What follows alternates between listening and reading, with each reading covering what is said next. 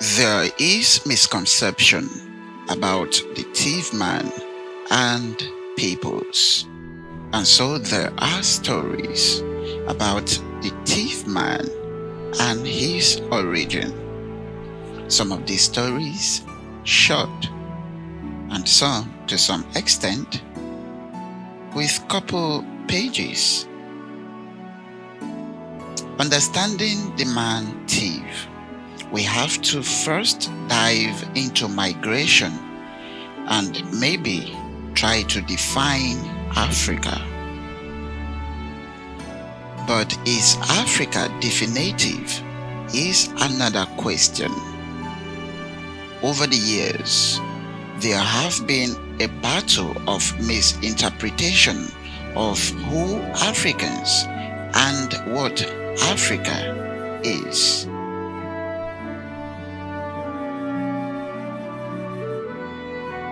The linguistic principles of the thief people is limited as a result of their refusal to be colonized, and so the colonial masters had but little information on the tribe.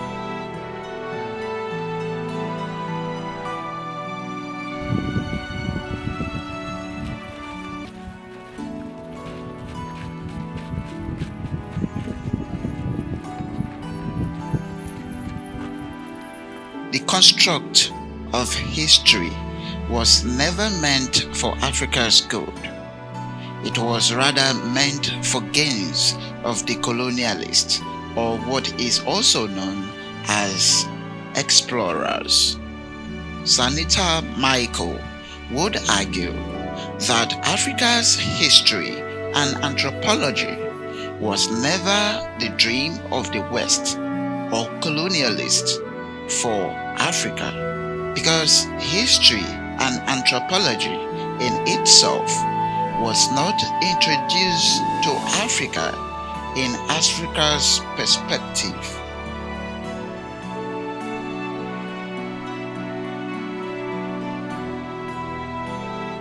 According to the countless researchers, the thief man came face to face with the colonial masters in 1800. But it will be unacademic to say that was the beginning of the peoples. The thief people believed they were the first peoples of the world. To also understand why the thief history is not well documented, the thief people believed they never needed to understand themselves more than the anthropologists needed to. Though one will argue that the thieves were locals who received civilization from the West, but civilization in itself existed among the thief people before civilization.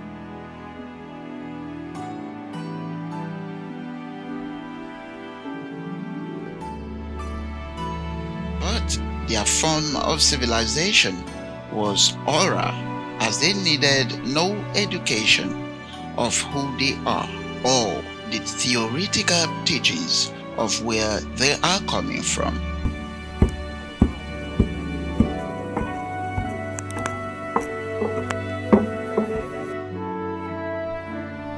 Understanding the thief man, we also have to understand that the narrative of the birth of linguistics, which was invented to play a role for the colonial masters and not for the thief man. Thief people speak a language and they have names for everything.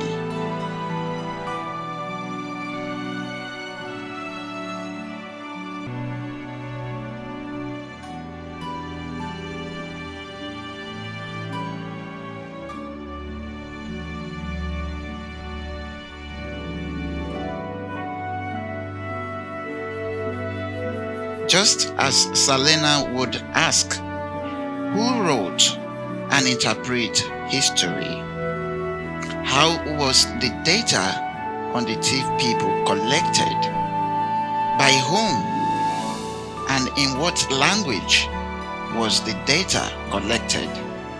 How was the data analyzed? And by whom was this data analyzed?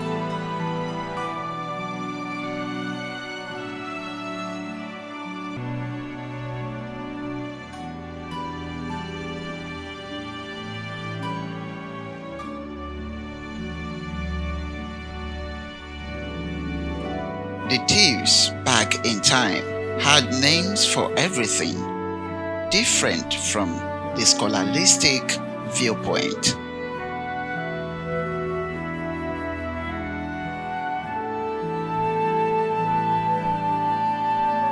The thief language, culture, tradition became scholarly because it would never be understood by the explorers who needed to understand the language in order to be able to control the people or communicate with them.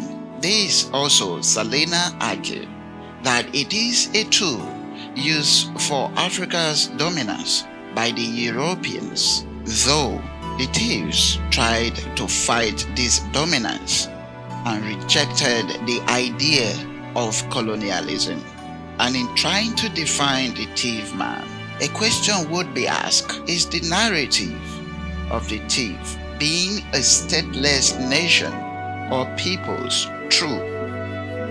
And will one be forced to believe that the thief tribe had no history before coming in contact with the colonial masters?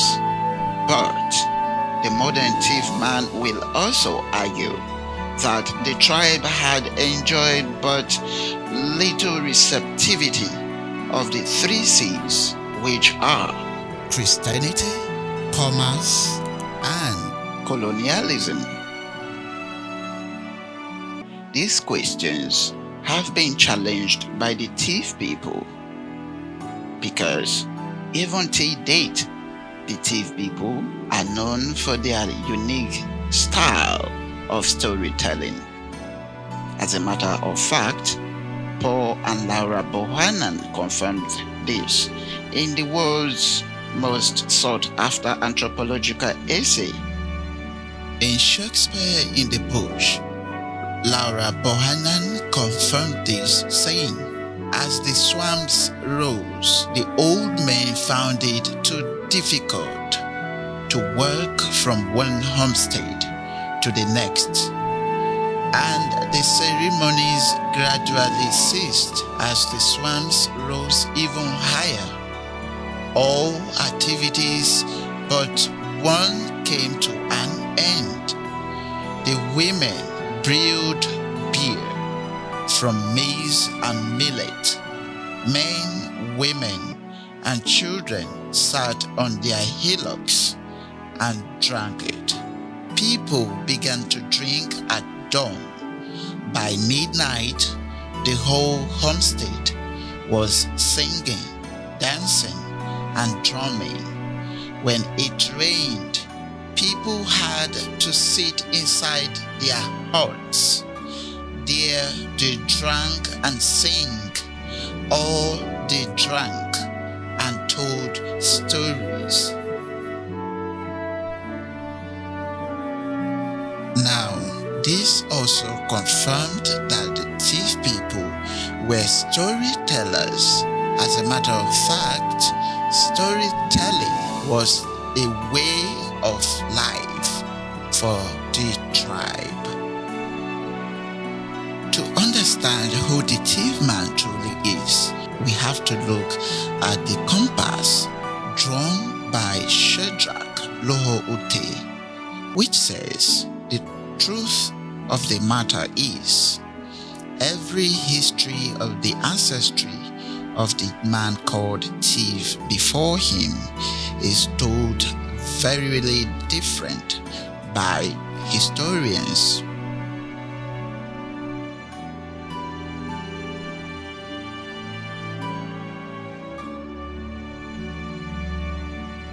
Alfred Akawe Tokola said that thief was the son of Takuruku, who was born by Ayamazinga, but that other sources attribute the father of Takuruko to Gbe, Karagbe, Shon, Aken, and Awange. There is no doubt, however, that Takuruko is in the ancestry of the man called TIV. But to give more accurate records of the history of the TIV nation, I hold to Zugba's view that since the African oral history lost much of its credibility because of the absence of the system of writing in general and among the TIV in particular, TIV, the patriarch, will be the starting point of a more authentic history of the TIV people of central Nigeria. The name TIV has meanings. TIV is a cultural group of a people who, by the late 63 census, numbered 1.5 million, and that TIV also is the name of the father of all TIV people.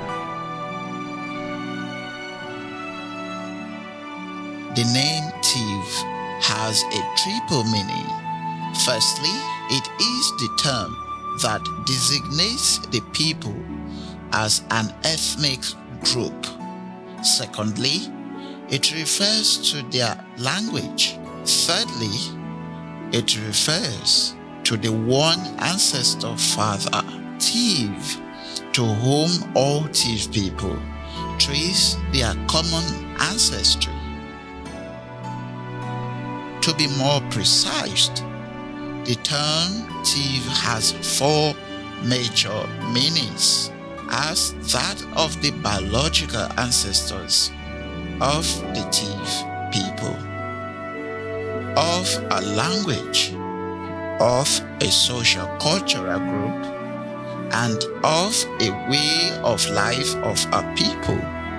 In a nutshell, the man called TIV never lived out of history. He had his history. He knew who he was, and he knew his journey to the present day, and he was there from the beginning of creation.